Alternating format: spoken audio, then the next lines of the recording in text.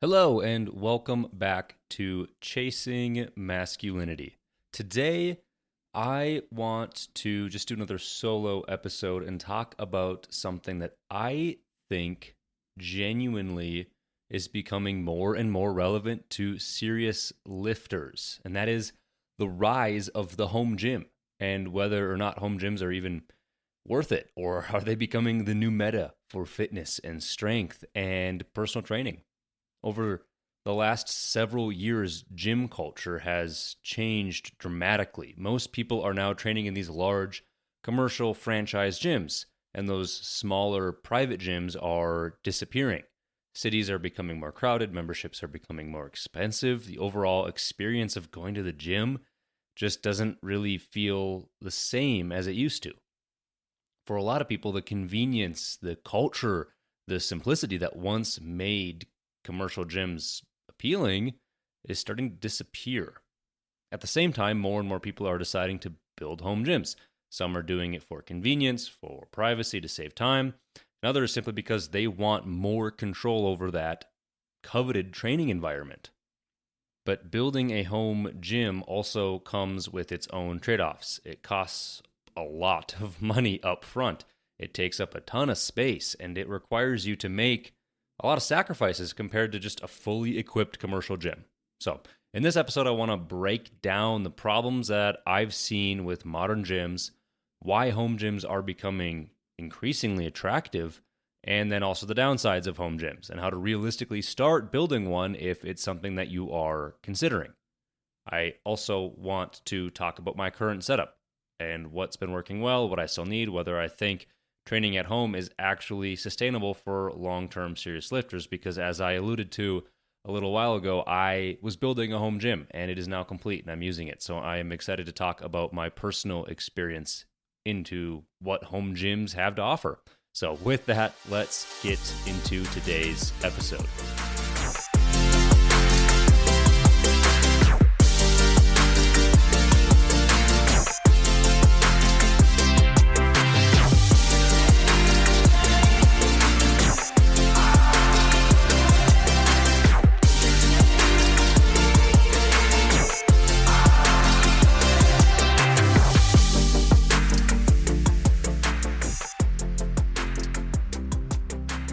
All right, so I want to start by talking about the problem that I am seeing with modern gyms.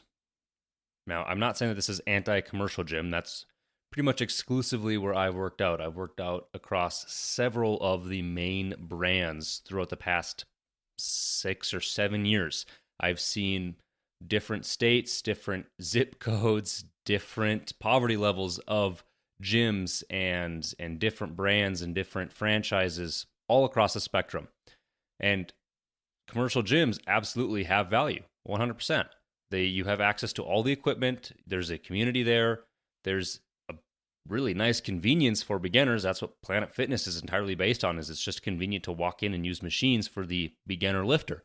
And there is a much lower startup cost. But this modern gym environment has changed dramatically over the past decade, especially in these larger cities, which is where most people are moving to now.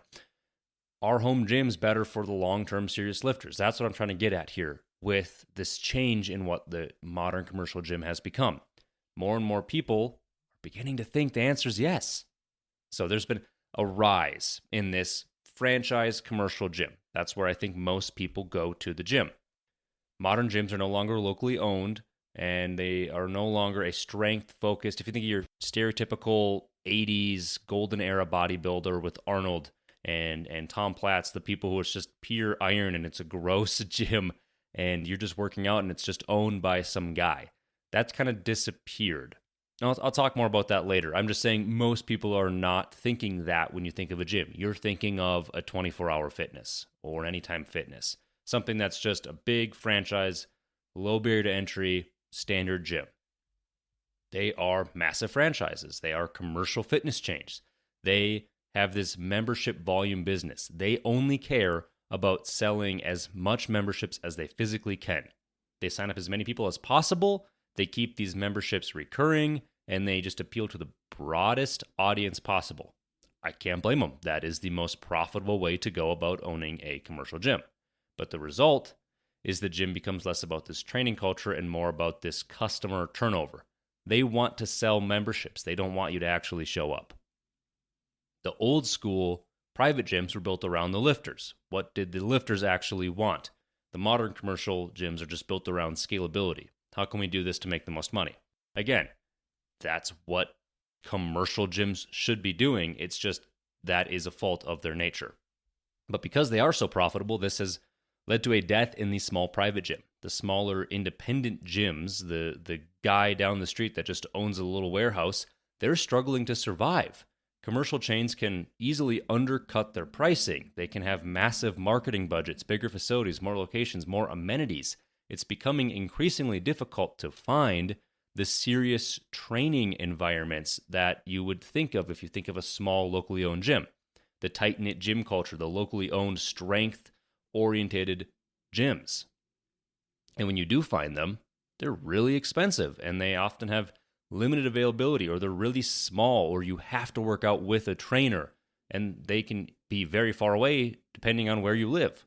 That middle ground is disappearing. It's either you have this overcrowded, cheap commercial gym, or you can still get what is an extremely expensive premium membership. If you think of a Lifetime Fitness, I'm sure those are great. I've never worked out in one because I can't afford several $100s a month. I can't justify that in my mind when I know that I'd be doing the same thing just with a nicer environment that I'd be doing at a smaller, cheaper commercial gym. To me, I'm doing the same thing, so the amenities aren't worth that drastic increase. So you have this big chasm where you have two ends of the spectrum. You have your cheap commercial gym, and then you have your very expensive, almost country club, or sometimes quite literally the country club gym. And there's nothing in the middle for the people who don't want to deal with the one side of the spectrum, but just can't justify the expense of the other. And also, all these gyms are now in cities. City growth is changing how gym culture is. Let me explain. As the cities grow, the gyms become more crowded because that's where you're going to build a commercial gym, where you're going to get the most amount of people. And the gym etiquette becomes less consistent. Why is that? Larger cities have larger diversity. Different diversity means different cultures. So the stereotypical Western ideas of culture, of cleanliness, of hygiene, etc., change when you change the diversity of the gym. That is changing the gym culture. And often it's ruining it. It is ruining being able to go to a large commercial gym that might be cheap, knowing that you're not going to be able to walk into the locker room. You don't want to take your shoes off. You don't want to go in the showers. You don't want to use the bathroom because of the poor hygiene, because the gym can't keep up with all the other people who are not taking care of it or taking care of themselves while using it. And that also translates to the actual equipment themselves. The weights aren't being re-racked. The machines are occupied for long periods. You have groups of people crowding over equipment. You have people jumping around using 30 different machines. You have everyone now as a fitness influencer filming, putting you in their videos, setting up tripods, taking way too long on machines. There's just a lack of awareness or courtesy in modern gyms. There seems to be some conflicting expectations of shared spaces in gym etiquette in a lot of these larger city commercial gyms. Gym culture used to revolve around training, brotherhood. There was a sense of purpose when you went there and you could meet and know people. Now it revolves around the social activity, the content creation, or just the convenience. Everyone works out now, but no one works out like it used to be. There's also overcrowding and just time inefficiency. Busy hours are extremely difficult to get in. Most people can only work out before or after work, and that's when the gyms are crowded, and now it even takes longer to do a workout, which is a higher barrier to entry for a lot of people. You're waiting for machines. You're altering your workout because certain equipment is just unavailable. You're standing around instead of training. This is really frustrating for people with jobs and families. If you're a parent and you need to get home, but you're trying to get a quick training session in, all of a sudden, if you only have 45 minutes, either your workout is decreased by half the volume or you have to take an hour and a half to finish it because you can't even get on a bench for 30 minutes. A 1-hour workout can easily become 2 hours when you factor in all the commuting you have to do to drive out of your way to the gym, the waiting around, the navigating the crowds, whatever it is. For many people, this actually becomes very sustainable in the long term. Which you might think, well, Colton, that solves your problem because that means less people go to the gym. No, I want every single person to go to the gym. I want every person on this planet to have some sort of fitness routine. But unfortunately, we don't have the infrastructure for that. And also, the infrastructure we do have is not cultivating to that environment. I would love to see a return to the traditional gym culture, but accessibility for everyone. I know, it's a dream, it's an ideal, but that's what I'm getting at here with the home gym. The cost of modern gyms is also something that is just kind of getting ridiculous. Cheap gyms are no longer truly cheap. Even the budget gyms, they're often exceeding the 25 to even 40 a month. And that's just for a base membership. And then you have all these annual fees where it's going to cost you $100 to $200 a year just because they can. And they're always pushing the personal training packages and the upgrades, et cetera, et cetera. And then the higher end gyms are easily in the hundreds a month, and they can get even into the thousands for some of them. So there's a big discrepancy still. There's still a big chasm between those two prices, but there's no truly cheap gym. They're still going to cost you, once you factor in what the yearly annual fee is down to a monthly budget, you're still talking about 30 to 40 a month, which you might think, well, that's not too bad, but it used to be $10 a month. So that's quite the increase. And you're still getting not even the same quality, probably a worse quality than it was 10 years ago in these commercial gyms. Unfortunately, that is the cheapest, that is the bottom option. And that pricing often determines the gym culture. The cheaper gyms, they have to have higher volume. That's where they make their money. That means it's going to be more chaotic. That means it's going to be more crowded. You're going to get a lot more people who don't know how to treat a gym or to how to even work out in a gym. The premium gyms, obviously, much cleaner, way better maintained, better culture, but those are financially inaccessible for many people. And they're few and far between, which means you have to go well out of your way to go to them in many cases, unless you just happen to live or work near one. Many people feel trapped between these overcrowded budget gyms and then these luxury gyms.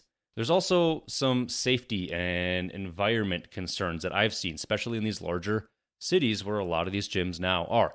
There's the late night gym visits that no longer feel safe. The parking lots can feel pretty sketchy. This is amplified for women when you might no longer feel comfortable training alone. And that is just another hindrance on going to the gym, which is the last thing that we need. And even for men, some of these environments simply just become too exhausting to navigate mentally. And that's why that home gym appeal increases when people want the privacy, they want the control, they want the security, the predictability. That convenience and friction paradigm is there. Commercial gyms require driving and parking, scheduling, packing a gym bag, working around these peak hour times. Every extra step that you add that creates friction is just going to lessen the chance that you end up going. Friction kills your consistency.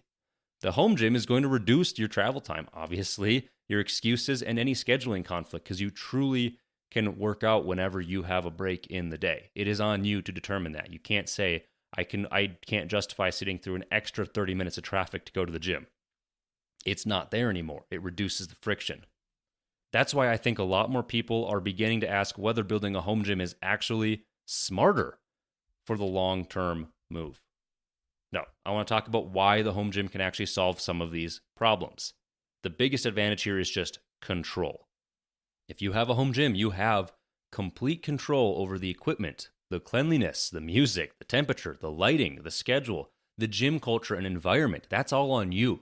You no longer are adapting to the gym adapts to you because it is you. There is time efficiency. There is no longer a commute. There's no longer waiting for equipment. No such thing as peak hours. You can train before work, during lunch, late at night, smaller time windows. It's on you. Consistency becomes a lot easier when the barrier to entry disappears completely. You can train however you want, as loud as you want, with whatever style you prefer. You want to work out shirtless? You want to work out naked? Do whatever you want. There's no concerns about the crowds or the people filming you in cameras and other people judging your workout. Your car getting broken into in a parking lot or someone door dinging you. All of the things disappear. And for serious lifters, this becomes extremely valuable mentally. When you're lifting at a certain level of intensity, you need to be 100% mentally focused. And if you are not, it can seriously hinder your workout. And there's also a long-term financial perspective. If you think I'm going to be doing this for the rest of my life, the upfront cost is really high. Really high. I'll get into that later. But over the years, the home gym could potentially become cheaper than if you have a really expensive membership somewhere, especially if you have multiple family members use it, or if you train, again, for several decades and you buy the durable equipment that's going to last. It's not an expense now, it's more of an infrastructure, something that you are investing in. The home gym is also going to reflect your priorities. It becomes a dedicated training space, a place associated with discipline, long-term investment in your health. If you're a parent, that's a really good thing to grant your kids. They can be a witness to that. You can also customize any sort of recovery equipment, a sauna, a cold plunge, red light therapy, any sort of specialized equipment that you want, but you either have to get a premium membership for or wait in line for, or is just not even available to where you typically work out. You can get that now. But despite all the upsides, home gyms are not perfect. So here are the downsides of home gyms. One of the biggest ones is the space requirement. You are often going to lose your garage space or your basement space or any sort of storage you had. If you have any sort of spare room that you could build the home gym when you're using it for something else, typically it's the garage, that is gone. And you can't just think, oh, I can fit a squat rack in here. The equipment fitting isn't enough. You actually need the room to move and work out and train comfortably. So it's not just, will it fit in this spare bedroom? It's, is this actually a big enough space to work out in? And then also, the other really big barrier to entry for the home gym is the upfront cost. A serious home gym that's more than a couple dumbbells and a mat on the floor, it is seriously expensive. Realistically, it is at least 5 to 10 grand, and that is for a very basic gym setup that you're probably getting used. If you want a premium setup, it's well beyond that. High-end racks alone can be in the several thousands of dollars. A dumbbell set, if you want your typical 10-pound to 120-pound or whatever it is set, you're talking about 4 to 5 grand, again, used. If you want flooring and then storage and all the accessories, these all add up fast. You think, well, that's not too bad. I just want 3 or 4 accessories. That can be a couple $100 depending where you're getting it from. Building slowly is usually smarter than just buying it all at once, because that way you know what you're actually going to use and need and you're not wasting money. But at the same time, if you're going to make the transition, you need to have everything that you can possibly need for a workout. So there's a balance there between you need to get enough to get going, but you don't want to buy the whole gym right away. You need to prioritize what it is you actually need. And I'll talk more about that later as well when I talk about how to actually start a home gym. Now, the commercial gyms, they do have dozens of machines and all this specialized equipment and this unlimited weight stacks, again, unless it's really busy. There are equipment limitations if you have a home gym. You have to work around whatever limitations you set. And that means you're going to have to probably get a lot more creative than you're used to. You're going to be changing all your plates manually because you're not just going to have all these machines with a pin that you can adjust the weights. Your machine variety is going to be severely limited. You're going to have these shared cable setups where if you get a cable machine, you're going to have to be constantly moving it based on what you want to adjust it for. Now, you are trading that convenience of just being able to walk up to a machine and start using it for control. There's a big trade-off there. And you're going to have a lot less social energy. Some people just genuinely can't work out at home, which I don't believe. I think that's just a self-discipline thing. A lot of stuff. I've purchased a lot of used gym equipment, and it's all from people who say they bought it all new, they were all motivated, and then they realized they couldn't work out at home. No, you just don't have the motivation to work out, period. That's a different issue. But still, some people just genuinely do benefit from a gym atmosphere. They just get a better workout when they're around people, seeing others train. There's this social accountability. I can always train tomorrow if I have an at-home gym. It definitely takes more dedication to have a home gym. That's why I think it's more for the serious lifter. Home gyms require a lot more self-discipline. You can't rely on your environment for motivation. You have to create your own momentum. There's upsides and downsides, obviously, as there are with all things. Now I want to talk about how to actually start a home gym if this is something that you are potentially considering. You need to start with how you actually train. What's your actual training style? Don't buy all the fancy, nice new equipment. Don't get a Peloton if you can't sit on a bike for more than 5 minutes without your legs hurting, okay? Don't buy the fantasy equipment. Buy what you already use consistently. That's why I don't think a beginner could build a home gym. You need to be a little bit more advanced in your lifting and in your workout style to know what you truly need. Home gyms should reflect your habits, not necessarily your aspirations. If you hate stair climbers, don't buy one because you think you want to start using it. If you always use a bike for cardio, get a bike. Don't not get something that you frequently use. If you mainly train compound lifts, you need to prioritize a rack that can do the things that you want to do. Cardio equipment too. There's lots of different options out there, and a commercial gym's going to have a lot of different options for you. There's the treadmill or the exercise bike or the row machine, the stair climber, the assault bike, the elliptical. Most commercial gyms have a lot or all of those. You probably are not going to be getting all of them unless you are insane about cardio and that's what you're going to prioritize. My personal preference is an assault bike. I use it all the time. I use it to warm up. I haven't used it for cardio yet, but it's going to be great for HIIT cardio, but it's just an awesome full body warm up rather than just working out on the treadmill. And now I have both. I can switch between the two and I love it. And it's cheaper than some of your traditional bikes if you can find the right one. But it's something that, one, the gym I was using didn't have, but I wanted it to have it and I would use it frequently. So I got it and I use it now frequently. The key really is you want to find what's going to create consistency more than just variety. I don't foresee myself ever getting a row machine unless it's something that in the future I get really passionate about because I know I wouldn't use it more than once a month. Now, what are some of the essential weight equipment? The squat rack. That's the number one. This is the centerpiece for, I think, a lot of gyms. There is the safety aspect. What's the quality? The versatility, and also the expandability. What does that mean? Well, for safety, you want something quality. You want something that's not from Temu. But at the same time, I also got a cheaper squat rack because squat racks can be thousands of dollars, and a lot of them are really basic. I did not get a basic one. Mine has a built-in Smith machine and cable machine that I can add plate weights to and use and adjust. And because of that, it was a little bit pricier, but I had to get a cheaper version so that I could get all the things I wanted. Otherwise, I could easily be spending $7,000-8,000 on a newer squat rack. This one was good. It seems to be working all right. It definitely has its flaws. It's only 7 feet tall, which is kind of a bummer because I'm a tall guy, but I'm not hitting my head on it by any means, and I have plans that I can make some custom plates to expand it. It seems to be working all right, but you certainly don't want to get a really cheap one that's going to break right away. If you have the next thing I'll talk about is the versatility. What all can it do? Mine has built-in dip bars that you can take and on and off to the rack. I wasn't going to get dip bars that wouldn't hold my own body weight. They need to hold several hundred pounds, and I do something like weighted dips. It has to be something that is safe and quality. But again, have that versatility. It has to be able to do the things you want it to do.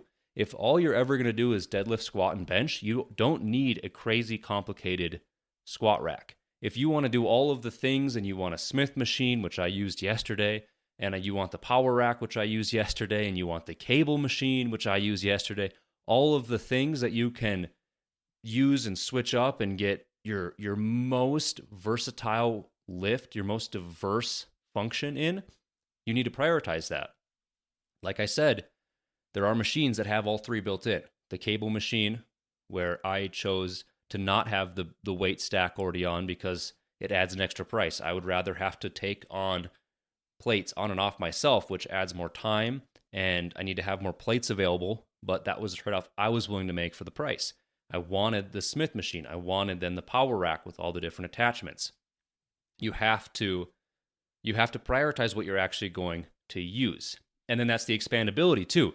Is this going to be able to get all the attachments that you want on it? Is it going to be able to be able to be the centerpiece so you can attach and remove all the different things that are going to make your workout worth it. Then the next central piece to a gym is the bench. Is it going to be flat or adjustable? This is going to be, again, one of your most versatile purchases. You probably want to get some sort of bench that can adjust, that can be flat and then can go all the way up to 90 degrees. That's going to get your full range of motion for what you're probably going to use the bench for. Do you want the seat to also be able to be adjusted? Do you want it to go below flat? Do you want it to be a negative bench? These are all things you can look into. I would probably avoid Amazon for a lot of these purchases. You can buy all of this through Amazon. I would avoid that. You can. I've used Amazon benches, but you will get what you're paying for. They're cheaper. They feel flimsier. They rock a little bit when you're on them. And if you are putting a lot of weight on that instability can kind of create an issue. I got more of a middle ground bench. Not something crazy nice. It was a couple $100, so certainly on the lower end, but it had the quality and function I needed to build a budget home gym. It seems to be working fine. The benches are easily in the $600, $700, $800 range for a high quality one. And it's worth it. They're thick, they are sturdy, but they also then lose some of their functionality. They don't adjust all the way because they're so sturdy that if you go to a commercial gym, if you think your flat benches are just flat, they're not adjustable, but they're the most sturdy because they don't do anything else. So as you get to the really high quality, stable stuff, you're actually going to lose some of that versatility. So there's, again, a middle ground for quality and price versus the versatility that you want out of the bench. Then you have your barbells and your plates. These are another core foundation for an at-home strength training workout. You want to get your standard 45-pound barbell. That's what you're probably using in most gyms. If you're somebody who uses a lot of different types of barbells, you love the safety squat on the barbell, the attachment for the barbell, probably prioritize that. If that's the only way you squat and you want to keep squatting, you need that. If you are constantly doing a neutral diamond grip barbell deadlift, you probably need to get one of those barbells. If you're somebody who, let's say you or maybe you're building a home gym for your family and your partner frequently uses the 25-pound barbell, you probably need to get one of those as well. I frequently use the easy bar, the easy curl bar. I need to get one of those. So I have the standard barbell and I have the smaller easy curl bar. And then all of your plates too. Weights are really expensive. The absolute cheapest weights that you can get, new or even used, honestly, is about $1 a pound. And you think, oh yeah, that's about right if you go buy a barbell or a dumbbell at Target. But think about if you all of a sudden need to get 500 pounds worth of plates. That adds up fast. And if you're buying them online, shipping goes through the roof. And if you're going to buy them in store, you're going to be paying more than $1 per pound. So there are places that you can find. You can find liquidation warehouses and whatnot that do sell them $1 per pound flat out. That's where I got all of my brand new bumper plates. That's probably your best bet. But I would not, unless you find some crazy used deal on Craigslist or something, I would not anticipate paying less than $1 per pound. That's just how the current price of weighting is. And I like bumper plates. I didn't get a bunch of different types. I got bumper plates because I knew there was things that I was going to be needing bumper plates for. And I didn't want to double up, get standard plates, and then also have to get bumper plates. I just got all bumper plates. It's the same weight, a little bit difficult to move around. That's something I'm willing to deal with. But they are safer, they are quieter, and they're just better for garage setups. They're going to cause a lot less damage to things. And again, if you're working out at home and you have, let's say, a kid sleeping upstairs, you want it to be a little bit quieter. The next is dumbbells. This is really hard because dumbbells, again, are very expensive. And you probably are not going to be buying the whole rack. For a few $1,000s, you can get the 10 to 50 pound racks. Those are pretty common. You can find those used for good prices. You can get them new for good prices. For a lot of serious lifters, 50 pounds is not enough. The route that we went is we got an adjustable set of dumbbells, which definitely have their negatives, that go up to 90 pounds. And then I have a set of plate-loaded handles that I can add. It's basically a mini barbell that I can add plate weights to if I need to go higher than that. It Gives me the versatility to they go from 4 pounds all the way up to infinity, whatever I can stack on the loadable plate dumbbells. But I still prefer the traditional set. If I had an extra 10 grand to spend, I would get a full range of motion set. But this is where we're starting. And there are a lot of downsides to them. They're not equally balanced. They're very fidgety with the weight plate changing, all of the things. But it's certainly a lot cheaper than buying the whole set. If you're somebody that is totally fine with just getting the 10 to 50 pounds, or you really only use a few different weights, do that. But also know that if you're lifting, you want to eventually move up in weight. That's the goal, progressive overload. So you need to factor all those into what route you want to go. Then there's all the accessories and the additions that you want to get. All the different cable attachments. Those all add up in cost too, and there's a lot of different variety. I got all of the rubber neutral grip, so I can't use my thumbs. Something that my commercial gym didn't have, but I knew I really wanted. I prioritized it.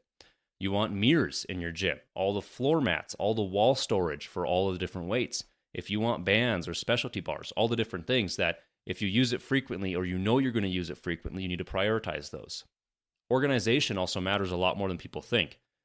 You need organization. You need some sort of, I like wall mounted because it gets it out of the way, some sort of plate storage, dumbbell storage, all of your attachments and accessories, all the different things that used to live in your gym bag are now going to have to live somewhere else. Those all need a place to live. The hooks, the bands, all of the things. If you can put on the wall, that's great. Organization needs to be factored in here. You also need to plan your space well, because you don't just need a place to fit the equipment, you also need the place to actually lift and use it. And you also need all the walkways to get around while someone's lifting and to get around the space to actually load up the barbell. And you need the storage room to put it all away. You need the ceiling clearance. These are all things you have to factor in too on where you're going to put it. Now, I have it in the garage. I have an 11-foot ceiling garage, plenty of space on the height. It's a large 2-stall garage, and currently it's using up half of the garage. The plan is I need to transition to make that into the full 2-stall garage gym. There's just not enough space in half of a 2-stall garage.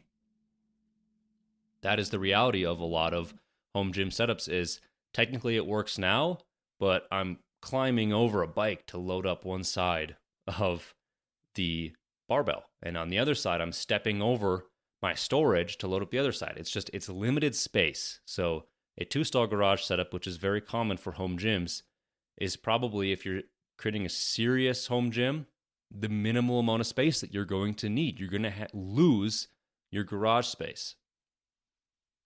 Now, I talked a bit about my current setup. I'll kind of go in a little bit more depth with it here, but I also just want to talk about how it's going. I've been training exclusively in the home gym now for several weeks, and my initial impression is it is surprisingly close to my commercial gym experience in terms of the lifts that I'm doing. I'm fairly impressed with it. I've been hitting it pretty hard. I've been very sore, which is usually a good sign for me. I've certainly had to make some sacrifices, but I've been able to spend a little bit more time working out, which has been great. I think so far, I have not seen a drastic decrease in the quality of workouts. I'll say that. And you'd think, well, wouldn't it be better? Wouldn't you want to see an increase? Yes, I was working out with partial equipment. I think as things get finalized, as the adjustments happen, as we transition to using the full 2-stall garage, things are going to get better. I see the quality improving. What I currently have is the squat rack. Like I mentioned, it has your standard power rack plus the cable pulley and the Smith machine. And it has a lot of multifunction capabilities, all the things. And that really helps with space. I don't have to get a separate Smith machine. More importantly, I don't have to get some sort of cable machine. I think that's very important, is having some sort of adjustable cable machine in the gym. And that all is in one place now. So that's really nice. It replaces the need for multiple machines. The dumbbells. I talked about the dumbbells that I have with the adjustable that go up to 90 and then the plate loaded. They're okay. Again, the dumbbells, the adjustable dumbbells, they are not weighted well, so they actually feel heavier than your standard dumbbell. So there's upsides, downsides. They're really fidgety. Sometimes one of the plates will fall off as I'm lifting, and then I have to stop and go through the whole process to get it back on. And it's kind of a pain. I do miss the standard dumbbells, but it is certainly worth the trade-off of not having to spend thousands in all the space that your traditional dumbbells take up. Then all the other equipment I have the bench, I have the barbell and the easy curl bar, I have all the bumper plates, I have mats, I have a lot of wall-mounted storage, which is really nice. I have all the attachments and accessories I think I need. It's all going pretty good. It's allowed me a lot more flexibility. I work out when I want, more time efficiency. I don't have to commute out of my way to the gym now in rush hour. So now I actually am able to spend more time working out, which is good. I'm able to focus more too. I'm not ticked off or worried about what other people are doing. I'm not getting annoyed by others' gym etiquette. I'm just able to focus on my lift and nothing else. The cons, it does take a lot longer to change weights. I'm constantly having to adjust all the different things to be able to do what I want to do next. It requires a lot more organization, and there's a lot less convenience than just hopping on a machine at a commercial gym. Now, I still need things. I still need more flooring. I still need more space, like I mentioned. I need some sort of leg extension and curl machine. I think there's an attachment I can just get for my squat rack, but that's certainly a piece of gym equipment that I really miss. And then there's also recovery equipment. I want to get something like a sauna with red light therapy still. That takes up a lot of space. That's a very expensive piece of recovery equipment, but there's things like that that would really optimize it for my needs. Now, I want to talk about cost a little bit. I will say that this entire setup cost me just under $6,000, and that is getting some things new, like the squat rack and the plates and the bench and the storage and the barbells and all the attachments. And then some things used, like the treadmill and the assault bike and the mirrors, and being very, very careful as I was doing all of it. I had a whole spreadsheet filled out for months before I purchased a single thing, going through all the different cost estimates, etc. I spent a lot of time on Facebook Marketplace looking for things used that I could find. There are certain things like the barbell I did get used, but it was new in box. But because of that, I was able to save about $45 from if I were to just buy it from that manufacturer new. So I was very intentional about what things I got used and what things I got new. We got a used cart that holds all of our various gym equipment on it. That was actually very helpful, having a cart that has all the attachments that you can leave on and move around. That was great. I got that used. So I was very smart about it, and it still cost $5,000 to $6,000. That, I would say, that is for the bare minimum gym setup to emulate what you could do in a commercial gym. Probably the cheapest that you could ever get it, unless you start getting stuff for free. Now, to be fair, that includes all my garage storage as well. I have a whole workshop in there. I had a bunch of tools and everything just lying around. I had no good storage. That includes all of the cabinets and equipment and everything, getting all that out of the way, all the storage I needed to still use my garage as a garage, which was equally as important. So you could probably knock another $1,500 off of that cost if you were just talking about gym equipment. But again, that's something you have to factor in. If you are going to be doing this in your basement or a guest bedroom or wherever, and you still need to utilize that space for something else, that's another cost factor, is to be able to store the things properly in the garage, or to still have some sort of pull-out bed or in a guest bedroom or whatever space you're using. These are all still factors that need to be applied. At the end of the day, home gyms are not perfect. And I do not think that they are the right solution for everybody. Absolutely not.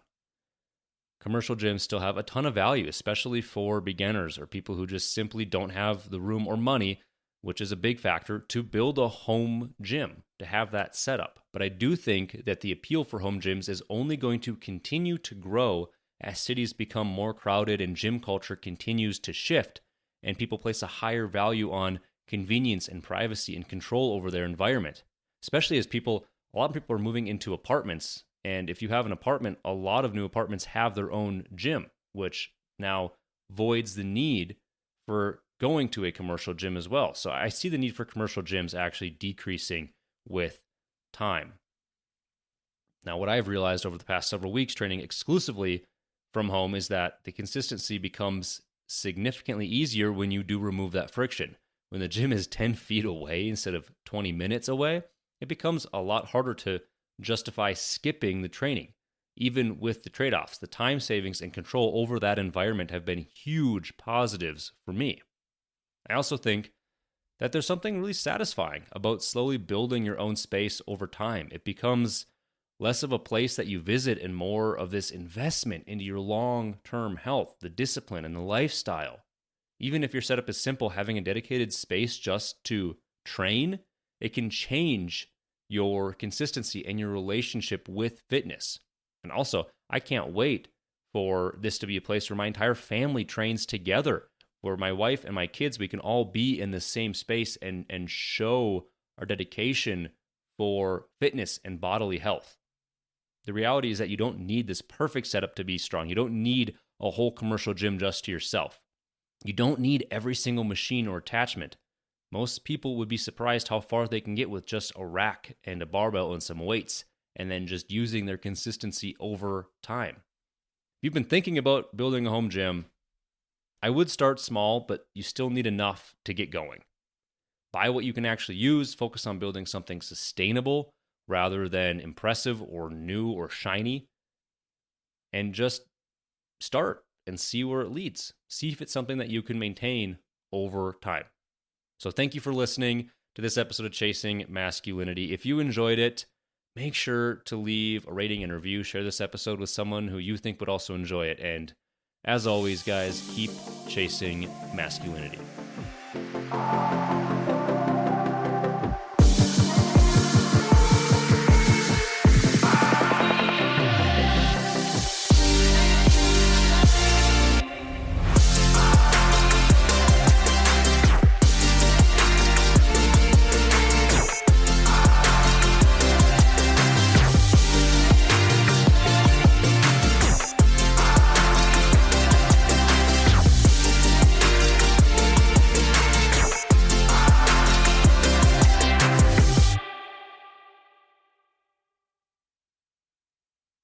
Before you go, I want to mention something briefly. If this podcast has been resonating with you, if the conversations around discipline, purpose, identity, and what it means to be a man today have been hitting close to home, then my book, 24 Rules of Masculinity, is officially out. It is a direct, practical guide built around the same principles we talk about here: biblical foundations, hard-earned lessons, and clear direction for men who want to live with intention instead of drifting. This isn't theory. It's meant to be picked up, applied, and just carried with you. So whether you're just starting to take ownership of your life or you're trying to realign and get it back on track, that's why I wrote it. You can find 24 Rules of Masculinity on Amazon or through the link in the description. If you do pick it up, I'd genuinely love to hear your thoughts.